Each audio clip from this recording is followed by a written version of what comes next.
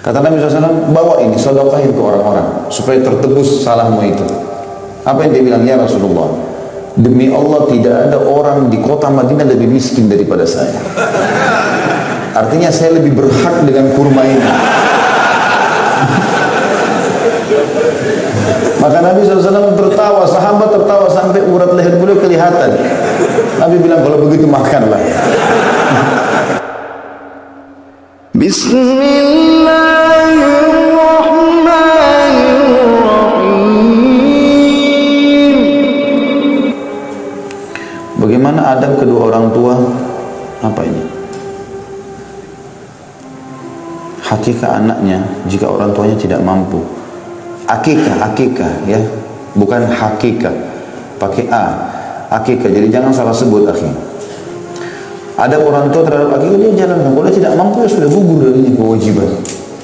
Kalau satu waktu dia mampu dia jalankan. Tapi kalau di hari ke-7 lewat dari itu juga tidak mampu, orang yang miskin Allah tidak pernah membebankan hambanya di atas kapasitasnya. La yukallifullahu nafsan illa wus'aha. Pernah ada sahabat datang kepada Nabi SAW siang hari Ramadan, keringatan. Lalu dia mengatakan, halaktu ya Rasulullah, saya sudah binasa. Siang hari Ramadan, habis sholat duhur, lagi panas-panas, dia mengatakan dia binasa. Ada sebagian sahabat pikir orang ini habis membunuh barangkali. Kemudian ditanya Rasulullah, kenapa? Dia bilang, ya Rasulullah, saya baru gauli istri saya. Ramadan, dilarang menggauli istri di siang hari. Maka saya binasa ya Rasulullah. Kata Nabi SAW, kau punya budak bisa kau bebasin sebagai tebusannya? Tidak ada ya Rasulullah. Baik, kau bisa puasa 2 bulan berturut-turut? Ya Rasulullah, ini baru berapa hari saja. Sudah nggak tahan. Apalagi 2 bulan berturut-turut. Baik, bisa berikan makan 60 orang miskin? Tidak bisa ya Rasulullah. Saya sendiri orang miskin. Bagaimana memberikan 60 orang miskin makan ini? Nabi SAW diam sejenak. Dan ini tradisi beliau SAW. Kalau tunggu wahyu datang, gitu kan? Orang ini masih dulu di majlis Nabi SAW. Ternyata tiba-tiba ada orang datang bawa satu keranjang besar kurma. Sedekah, ya Rasulullah, ini sedekah. Terserah Rasulullah mau bawa buat keluarganya, mau kasih ke orang-orang, silakan. Nabi SAW melihat, Nabi bilang, mana tadi orang itu? Berdiri dia di sana. Saya ya Rasulullah. Kata Nabi SAW, bawa ini, sedekahin ke orang-orang supaya tertebus salahmu itu. Apa yang dia bilang? Ya Rasulullah, demi Allah tidak ada orang di kota Madinah lebih miskin daripada saya. Artinya saya lebih berhak dengan kurma ini. Maka Nabi SAW tertawa, sahabat tertawa sampai urat leher beliau kelihatan. Nabi bilang, kalau begitu makanlah. Maksudnya Allah tidak bebankan kalau tidak punya kemampuan, gitu. Ya sudah. Tapi ini kalau tidak mampu, jangan rekayasa keadaan. Allah tahu walaupun antum sembunyikan itu. Ya, Allahu a'lam. Baik, sampai sini saja teman-teman sekalian. Dan saya berharap ke depannya kalau ada yang mau bertanya, jangan sebutkan nama lembaga, jangan sebutkan nama orang teman-teman sekalian. Umum saja bertanya. Ada saya tahu hukum begini, saya alami. Dan lebih baik bertanya yang antum alami. Tidak usah sengaja nyari pertanyaan yang tidak dialami, gitu kan? Ada teman saya begini, itu teman antum. Ada teman saya titip pertanyaan bagaimana? Antum butuh nggak? Gitu.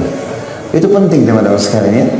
Karena kadang-kadang subhanallah teman-teman kita muslim juga banyak yang syahadat, tapi mungkin mereka menyimpang dari sisi akidah, menyimpang dari sisi kebidaan, kemusyrikan. Mereka butuh dakwah, bukan musuh kita loh.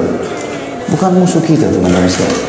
Ada ikhwah kemarin bertanya kepada saya, Ustaz, saya mau sholat di masjid jauh sunnah. Ada masjid dekat tapi masih belum sunnah. Saya bilang sholat akhir di situ. Sholat di masjidnya muslimin.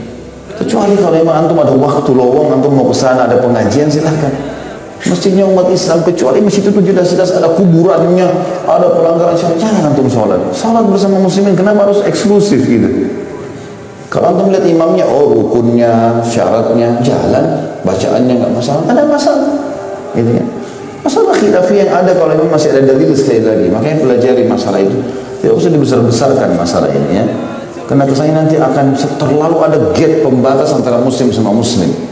Kayaknya tidak perlu teman-teman sekalian. Karena saudara kita pun kalau ada yang menyimpang, maka mereka adalah mad'u kita, orang yang harusnya jadi dakwah, target dakwah kita. Kalau antum lihat ada seseorang yang masih melanggar agama, mungkin akhwat kita lihat ada temannya atau tetangganya belum pakai jilbab, atau mungkin ada laki-laki yang masih belum menjalankan sunnah-sunnah Nabi SAW, belum sholat di masjid, atau pakaiannya masih terbuka, atau mungkin masih tatoan sana sini, atau apa saja. Jangan dipandang dengan pandangan sinis, teman-teman sekalian. Senyum dengan mereka, rangkul mereka, salaman dengan mereka. Ambil hatinya, teman-teman sekalian. Maka kita bisa menjadi penyebab mereka dapat hidayah. Itu yang Nabi SAW lakukan. Pernah ada Arab Badui datang, kita tutup dengan ini. Tiba-tiba di siang hari masuk masjid dengan kasarnya. Mana Muhammad? Bukan mana Rasulullah. Pamit baik, enggak. Mana Muhammad? Teriak. Para sahabat balik semua. Ini orang kurang adab sekali nih. Maka Nabi SAW mengatakan, iya, ada apa? Hai Muhammad, berikan harta yang Allah titipkan padamu untuk kami. Padahal mau minta sedekah orang ini. Caranya ngancam. Berikan harta yang Allah amanahkan padamu untuk kami. Dan kasar sekali. Para sahabat sudah geram semua nih. Ini luar biasa, sudah minta duit, gitu kan? Caranya begini lagi. Sama dengan kalau kita lagi punya makanan, itu kan makanan juga Allah titipin, kasih ke saya. Mana caranya kita mau kasih, gitu kan? Tapi seperti itu, para sahabat sudah geram. Nabi SAW lihat itu. Nabi SAW kasih, baiklah. Nabi dengan santun, baiklah. Ini orang jauh dari agama, kasar, dan terhadap Nabi loh, Sallallahu Alaihi Wasallam. Dikasih sama Nabi, ini ambil. Apa Nabi bilang? Sudah cukup? Dia bilang belum. Banyak ini tuh. Udah kasar, dikasih, bilang belum lagi. Kata Nabi SAW, baiklah, sini ikut ke rumah saya. Ikut ke rumah Nabi SAW. Dalam rumah dikasih. Sudah cukup? Belum. Masih, gitu kan? Sampai Nabi di Rasul sudah banyak. Mungkin orang ini sebagai ahli hadis mengatakan mungkin dia punya anak banyak dan cara dia bicara di padang pasir memang gitu, kasar. Dia lihat, oh ini belum, anak saya masih belum dapat si fulan, dia masih mau. Sampai Nabi sampai, oh kasih, oh cukup, udah cukup. Baik, Nabi mengatakan, sudah cukup kan? Iya. Sambil dia bilang, semoga Allah balas kau kebaikan. Jazakallahu khair. Bilang sama Nabi SAW. Kata Nabi, kata-katamu yang terakhir ini bagus sekali. Ketahuilah, tadi waktu kamu masuk ke masjid, teman-temanku semua sahabatku menganggap kau tidak baik, gitu. Karena kau berkata kasar pada kau minta sesuatu. Mau nggak sekarang saya ajak kamu keluar, ucapin kalimatmu yang terakhir aja ini.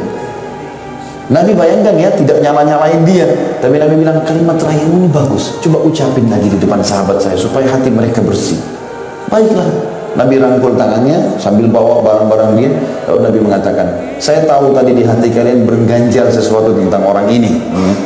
Tapi dia sudah kami berikan dan dia sudah terima kasih. Artinya tidak usah kalian marah lagi sama dia, gitu kan? Dan dia sudah mengucapkan kalimat yang baik. Bukankah begitu saudaraku? Coba ucapkan yang aku ucapkan. Dia bilang iya, saya sudah diberikan dan jazakallahu khairan. Kata Nabi SAW, coba sudah dengar, selesai urusannya ini. Jadi sahabat gak ada yang ditanamkan kebencian. Akhirnya orang itu pun pergi. Waktu dia pergi kata Nabi SAW, perumpamaan saya sama orang itu seperti orang yang untanya lagi lepas. Lalu kemudian orang-orang mau membantunya, tapi caranya mereka kejar unta itu. Maka unta itu tambah lari. Lalu saya mengatakan, biarkan aku dengan untaku, biarkan aku dengan untaku, biar aku sendiri. Maka orang-orang pun membiarkan. Lalu aku mendekatkan makanan pokoknya, lalu unta itu pun jadi jinak di depanku.